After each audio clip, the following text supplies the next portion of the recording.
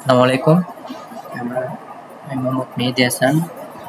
আজকে এক্সেলের নতুন আরেকটি ভিডিও নিয়ে এসেছি। তো আজ আমরা করবো হচ্ছে ইফেক্টিভ অ্যানুয়াল রেট।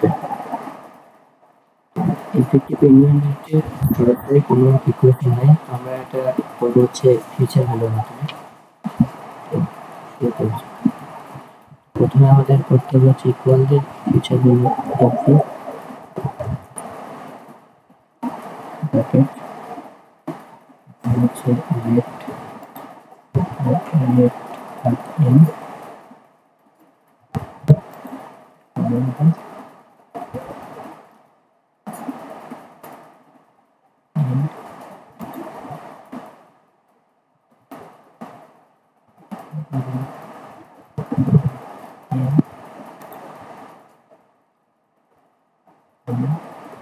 যেহেতু পেমেন্ট রেটটা 0 হবে, প্রেজেন্ট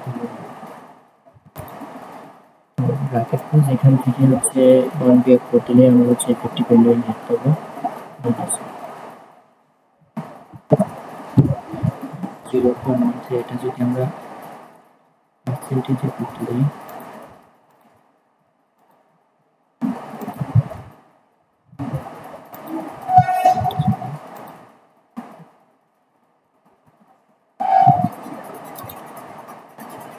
কারেন্সিতে আছে আমাদের যেটা পার্সেন্টেজে করতে হবে 8.68%। তো এই হলো হচ্ছে এফেক্টিভ অ্যানুয়াল রেট। তো এখন আমরা বের করবো হচ্ছে প্রেজেন্ট ভ্যালু অফ বন্ড।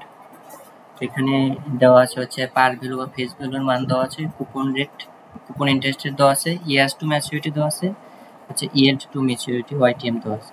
তো আমরা বের করবো হচ্ছে present value of bond. Present value of bond বের করার হচ্ছে ইকুয়েশন হচ্ছে equal PV bracket years to maturity, comma years to maturity,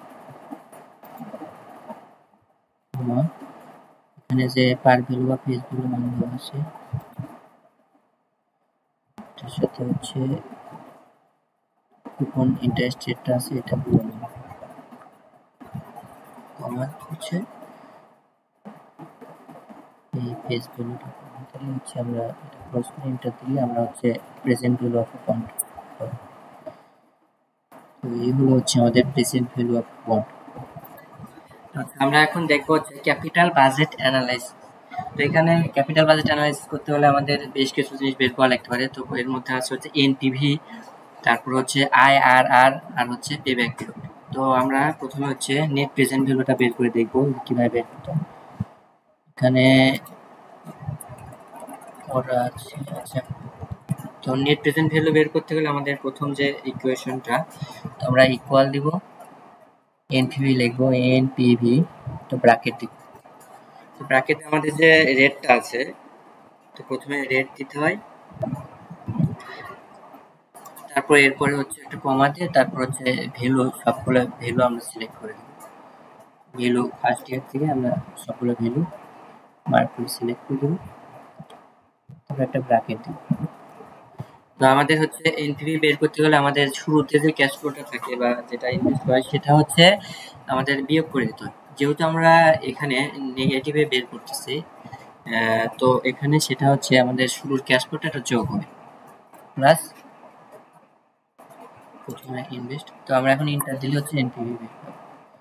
তো আছে এখানে এটা জেনারেলে করে দিলেই আমাদের এনপিভি বের হচ্ছে। আচ্ছা, এখন আমরা বের করবো আইআর। তো আইআর বের করা একদম ইজি।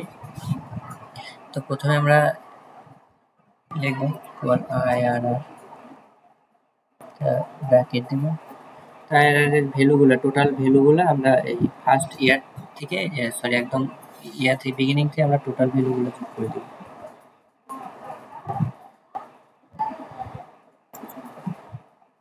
সিলেক্ট করে যোগ করে দিলে, ব্র্যাকেট ক্লোজ করে দিলে আইআর বের হয়েছে। তো আচ্ছা, আমরা এখন বের করবো হচ্ছে পেব্যাক পিরিয়ড। পেব্যাক পিরিয়ড কি, আমরা হচ্ছে কত টাকা আমরা শুরুতে যে টাকাটা ইনভেস্ট করছি এটা কত সময় পর আমরা সেই টাকাটা উঠে আসবে আর কি, ইনভেস্টের টাকা। তো এটা হচ্ছে পেব্যাক। তো আমরা পেব্যাক পিরিয়ড কিভাবে বের করব? তো আমরা এখানে আমরা শুরুতেই দেখতে পাচ্ছি যে প্রথমে ইয়ারে নেগেটিভ, সেকেন্ডে নেগেটিভ, তৃতীয় নেগেটিভ, তার মানে হচ্ছে প্রথম 3 ইয়ার পরে হচ্ছে আমার পে ব্যাক পিরিয়ডটা হতে হবে। তো আমাদের তো যেহেতু অ্যাবসলিউট মান বের করতে হবে যে অ্যাকচুয়ালি কখন বের হবে, তো আমাদের এটার জন্য প্রথমে হচ্ছে আমরা ইকুয়াল দিব, যেহেতু 3 বছর পর এখানে 3 এর সাথে একটা প্লাস হবে, সরি প্লাস, যেহেতু অ্যাবসলিউট মান বের করতে হবে এবিএস দিয়ে আমরা ব্র্যাকেট ক্লোজ দেব। তো এরপরে হচ্ছে আমাদের যে থার্ড ইয়ারের যে টাকাটা ক্যাশ ফ্লো আছে সেই ক্যাশ ফ্লোকে আমরা হচ্ছে এর আগের ক্যাশ ফ্লোতে ভাগ দিয়ে দিব। তো ভাগ দিয়ে দিলে হচ্ছে আমাদের হচ্ছে পে ব্যাক পিরিয়ড পাওয়া যাবে 3.9 এর। তো এটাই হচ্ছে আমাদের পে ব্যাক।